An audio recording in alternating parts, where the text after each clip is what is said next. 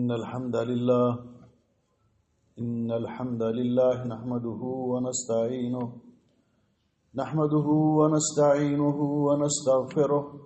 ونعوذ بالله من شرور أنفسنا ومن سيئات أعمالنا من يهده الله فلا مضل له ومن يضلل فلا هادي له وأشهد أن لا إله إلا الله وحده لا شريك له وأشهد أن محمدا عبده ورسوله يا أيها الذين آمنوا اتقوا الله حق تقاته ولا تموتن إلا وأنتم مسلمون يا أيها الناس اتقوا ربكم الذي خلقكم من نفس واحدة وخلق منها زوجها وبث منهما رجالا كثيرا ونساء واتقوا الله الذي تساءلون به والأرحام إن الله كان عليكم رقيبا يا أيها الذين آمنوا اتقوا الله وقولوا قولا سديدا يصلح لكم أعمالكم ويغفر لكم ذنوبكم ومن يطع الله ورسوله فقد فاز فوزا عظيما اللهم صل على محمد وعلى آل محمد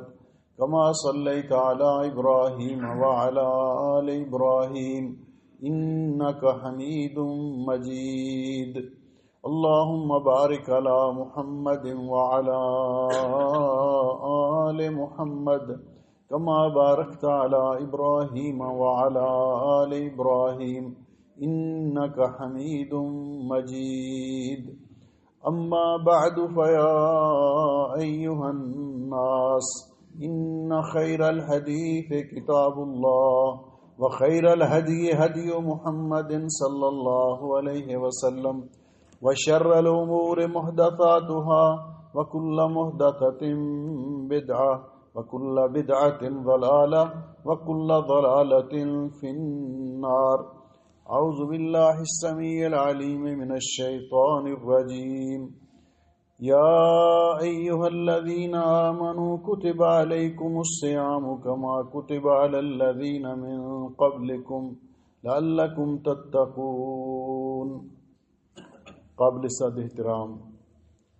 بزرگوں، بھائیوں اور عزیزوں، آج کے خطبہ جمعہ کا عنوان ہے استقبال رمضان. ماہ رمضان مبارک کا استقبال ہم کیسے کریں؟ اللہ سبحانہ و تعالی کا اپنے بندوں پر بہت بڑا فضل و کرم اور احسان ہے کہ اللہ سبحانہ و تعالی کو اپنے بندوں کے احوال کا خوب علم ہے کہ میرے بندے ان سے خطائیں سرزد ہوں گی، اور وہ خطائیں، وہ کوتاہیاں معاف کرنے کے لیے اپنے بندوں کے گناہ نامہ اعمال کی سیاہی کو دھونے کے لیے اور اپنے بندوں کے درجات کو بلند کرنے کے لیے اللہ سبحانہ و تعالی نے بہت سارے ایسے مواقع اپنے بندوں کو عطا کیے ہیں جن سے استفادہ کر کے اللہ کے بندے اللہ تعالیٰ کی بخشش، مغفرت اور رحمت کو حاصل کر سکیں، اللہ تعالیٰ کی جنت کو حاصل کر سکیں، اس لیے کہ وہ ارحم الراحمین ہے. جس طرح کہ کسی نے کہا ہے کہ رحمت حق بہانہ میں جویت، اللہ کی رحمت بندے کی بخشش کے بہانے تلاش کرتی ہے. اس لیے اللہ رب العزت نے ان مبارک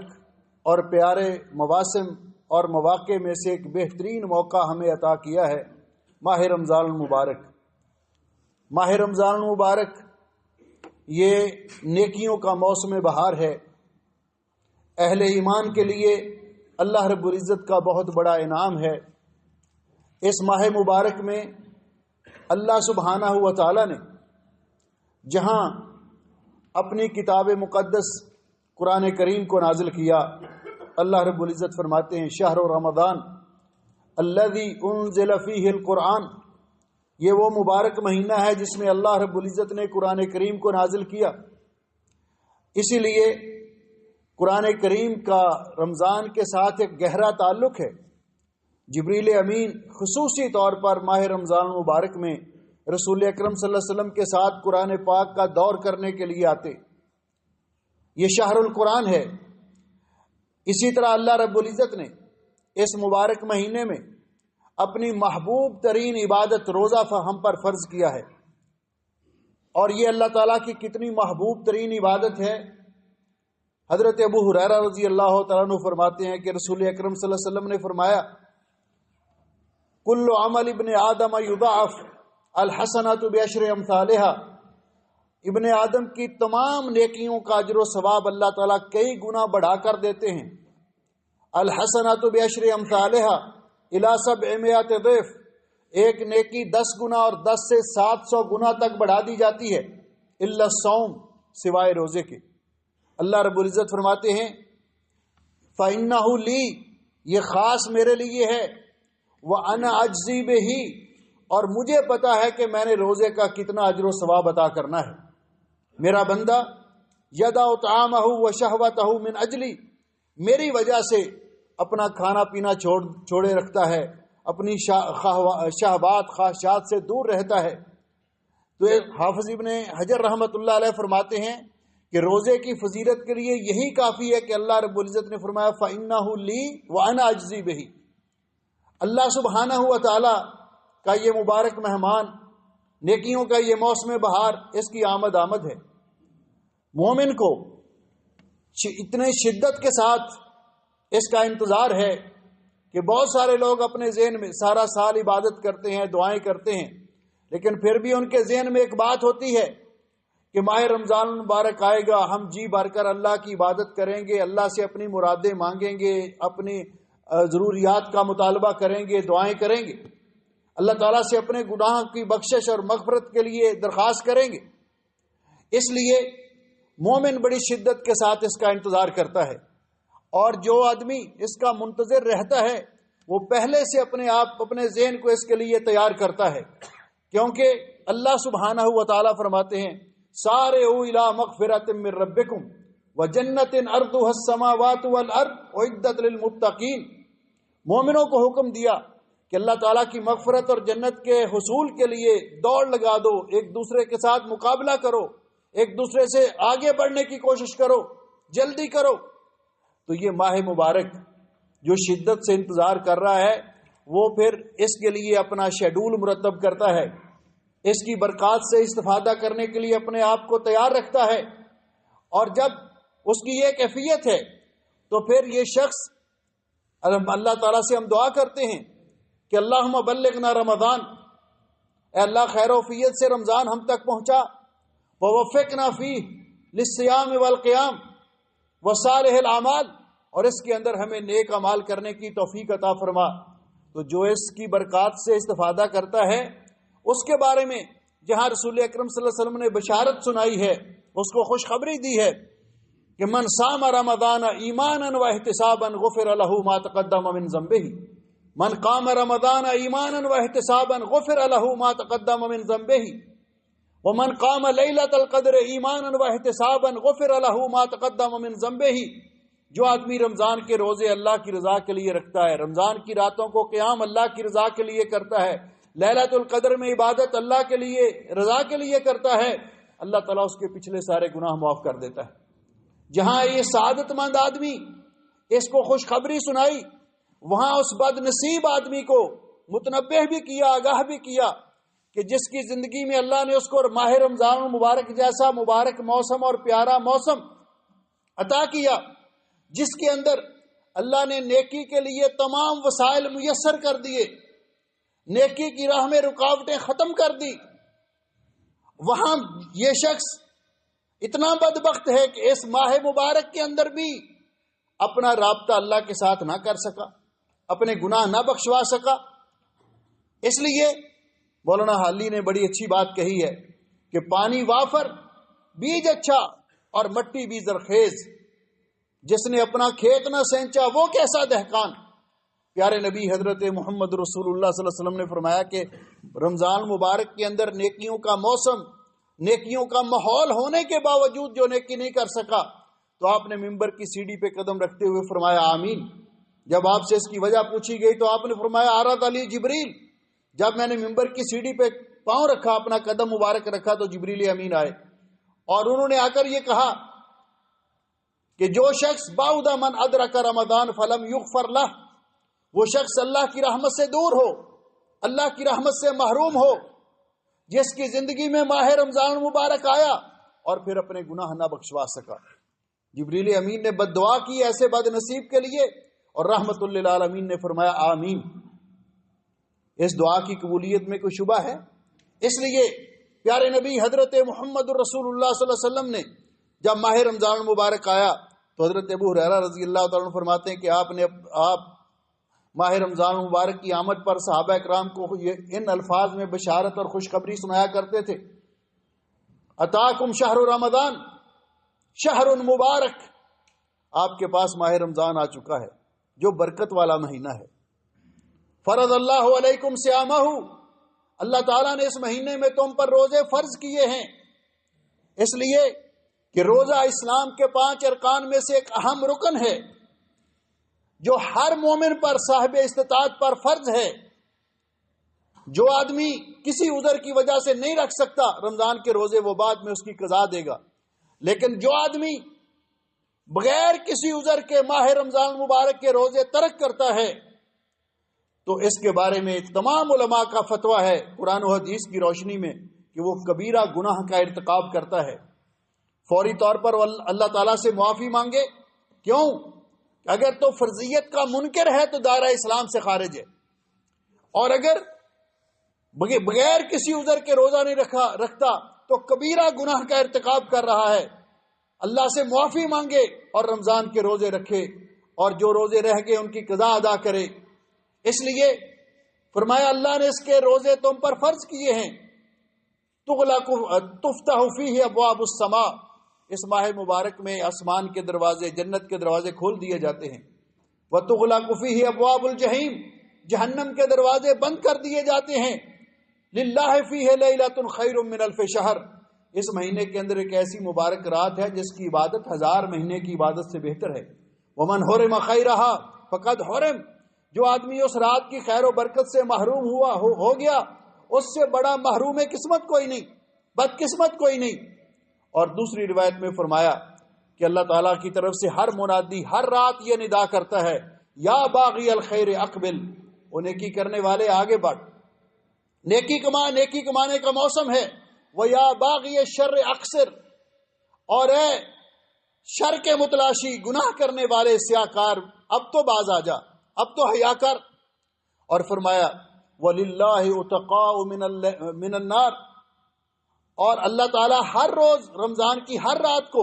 بہت سارے لوگوں کو جہنم سے آزاد کرتا ہے، وَذَلِكَ فِي كُلِّ لَيْلَةٍ، اور یہ اللہ تعالیٰ کا فضل و کرم ہر رات میں ہوتا ہے۔ اللہ تعالیٰ ہمیں سب کو جہنم سے آزادی نصیب فرمائے۔ میرے بھائیوں اور عزیزوں،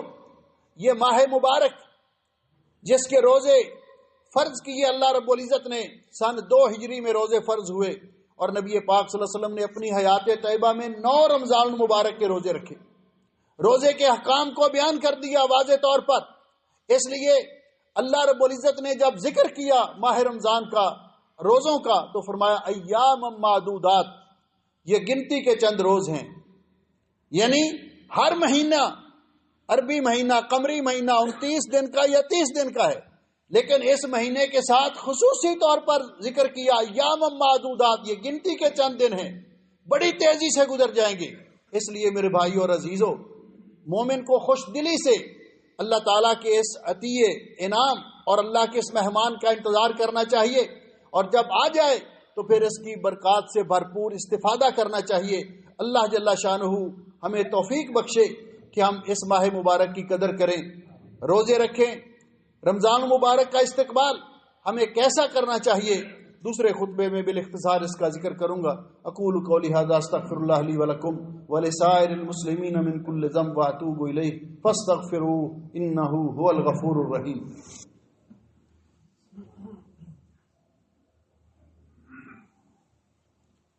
إن الحمد لله نحمده ونستعينه ونستغفره ونعوذ بالله من شرور أنفسنا ومن سيئات أعمالنا من يهده الله فلا مضل له ومن يضلل فلا هادي له أشهد أن لا إله إلا الله وحده لا شريك له وأشهد أن محمدا عبده ورسوله أما بعد. محترم بھائیو اور عزیزو، ماہ رمضان المبارک کا استقبال ہمیں اس طرح کرنا چاہیے کہ سب سے پہلے نمبر پر اللہ تعالیٰ کی بارگاہ میں اپنے گناہوں سے سچی توبہ کرنی چاہیے. جب انسان اپنے گناہوں کی معافی اللہ تعالیٰ سے طلب کرتا ہے، سچی توبہ کرتا ہے، اور اس کے لیے شرائط ہیں کہ نیک نیتی سے سچے دل سے توبہ کرے، اور جو گناہ کر رہا ہے اس کو فوراً چھوڑ دے، اس پر ندامت کا اظہار کرتے ہوئے اللہ سے معافی مانگے، اور آئندہ اللہ تعالیٰ سے عہد کرے کہ وہ یہ گناہ دوبارہ نہیں کرے گا. اور اگر اس گناہ کا تعلق حقوق و لباد کے ساتھ ہے تو پھر بندوں کے ساتھ اپنا معاملہ کلیئر کرے. تو سچی توبہ کرنے کے بعد جب اللہ انسان کے دل کی سیاہی کو دھو دیتا ہے تو پھر انسان کو نیکی کرنے میں لذت محسوس ہوتی ہے، اس کا شوق بڑھتا ہے. دوسرے نمبر پر انسان یہ پختہ عزم کرے کہ پتہ نہیں زندگی میں دوبارہ رمضان نصیب ہوگا کہ نہیں ہوگا، لہٰذا میں اللہ تعالیٰ نے جو موقع نصیب کیا ہے اس سے استفادہ کروں. اور اس کے لیے اپنا تیسرے نمبر پر شیڈول مرتب کرے کہ میں نے روزہ بھی رکھنا ہے، قرآن پاک کی اتنی منزل میں نے یومیہ تلاوت کرنی ہے، اتنا صدقہ و خیرات کرنا ہے، اتنے روزے داروں کو روزہ افطار کروانا ہے، اور قیام کرنا ہے رات کو. اپنا شیڈول پہلے سے مرتب کرے تاکہ رمضان مبارک آتے ہی اس کے مطابق عمل کرے اور وقت ضائع نہ ہو. تیسرے نمبر پر یہ عزم کرے کہ مجھ سے جو کوتاہیاں میرے اندر ہیں رمضان کے اندر میں نے ان کی اصلاح کرنی ہے. نمازوں میں کوتاہی ہے، جھوٹ بولتا ہے، غیبت کرتا ہے، گالی گلوچ کرتا ہے. رمضان ایک تربیت ہے، بہترین ٹریننگ کا موقع ہے. اس سے تربیت حاصل کرے اور کوشش کرے کہ میں نے اس سے استفادہ کر کے اپنی تمام بری عادات کو ترک کرنا ہے. ماہ رمضان المبارک کے آنے سے پہلے روزے کے بارے میں تفصیلی احکام کا جاننا کہ کن چیزوں سے روزہ ٹوٹ جاتا ہے، کن چیزوں سے نہیں ٹوٹتا، کن اعمال سے روزے کے اجر و ثواب میں کمی واقع ہوتی ہے، یہ جاننا ہر مسلمان کے لیے ضروری ہے.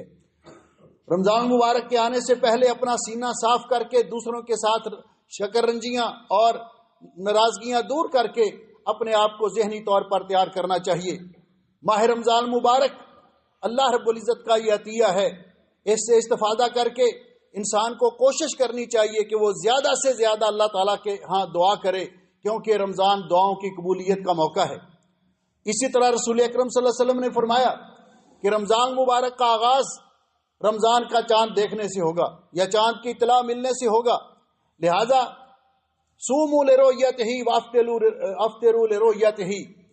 رمضان کا چاند دیکھ کر روزے رکھو اور شوال کا چاند دیکھ کر روزے رکھنا ختم کرو. ساتھ یہ فرمایا کوئی آدمی استقبال رمضان کے طور پر استقبالی روزہ نہ رکھے کہ ایک دو دن پہلے روزے بطور استقبال شروع کر دے. اس سے رسول اکرم صلی اللہ علیہ وسلم نے فرمایا لا یتقدمن احدکم رمضان بصوم یوم او یومین. اسی طرح شک کے دن کا روزہ رکھنا جائز نہیں ہے، رسول اکرم صلی اللہ علیہ وسلم کی نافرمانی ہے. حضرت عمار بن یاسر فرماتے ہیں من صام یوم الشک فقد عصى ابا القاسم، جس نے شک کے دن کا روزہ رکھا اس نے رسول اکرم صلی اللہ علیہ وسلم کی نافرمانی کی ہے. اس لیے رمضان مبارک کے لیے اپنے آپ کو ذہنی طور پر تیار کرنا چاہیے اور اللہ تعالیٰ سے دعا کرنی چاہیے کہ اللہ سبحانہ و تعالیٰ اس میں ہمیں صحت و عافیت سے نوازے، خیر و عافیت سے رمضان حد تک پہنچائے. ہمارے اسلاف کی عادت تھی 6 ماہ تک اللہ تعالیٰ سے دعائیں مانگتے رہتے کہ اللہم بلغنا رمضان، اے اللہ ہم تک رمضان پہنچا، ہمیں رمضان نصیب فرما. اور جب رمضان گزر جاتا 6 ماہ تک دعائیں کرتے رہتے کہ اللہ اس کے اندر ہم نے جو عبادت کی قبول و منظور فرما. رمضان سے ہمیں استفادہ کر کے اپنے اندر انقلاب لانا چاہیے، دوسروں کے دکھ درد بھوک اور پیاس کا احساس ہونا چاہیے، اور یہ احساس ہونا چاہیے کہ روزہ رکھ کے انسان کو اللہ تعالیٰ نے وہ چیزیں منع کر دی ہیں جو انسان کے لیے حلال ہیں. کھانا پینا حلال ہے، روزے میں نہیں کر سکتے، اور بھی کئی معاملات. تو جس روزے کے اندر حلال کاموں سے روک دیا گیا ہے اس روزے کے اندر حرام کام کرنا کہاں سے جائز ہوا؟ اس لیے اپنی نگاہوں کو آوارگی سے روکنا، زبان کو بےہودگی سے روکنا. اور پھر نبی پاک صلی اللہ علیہ وسلم کا یہ فرمان آپ نے فرمایا من لم یدع قول الزور والعمل به، جو آدمی روزہ رکھ کے جھوٹ بولنا ترک نہیں کرتا، بےہودگی سے باز نہیں آتا، فلیس للہ حاجۃ فی ان یدع طعامہ وشرابہ، اس کو اللہ تعالیٰ کو اس کے بھوکے اور پیاسے رہنے کی کوئی ضرورت نہیں ہے۔ اس لیے ہمیں ہمارے پاس جو فرصت ملے، اللہ کا حکم ہے سارعوا الی مغفرۃ من ربکم وجنۃ ارضها السماوات والارض، کھیتوں کو دے لو پانی، اب بہہ رہی ہے گنگا، کچھ کر لو نوجوانوں،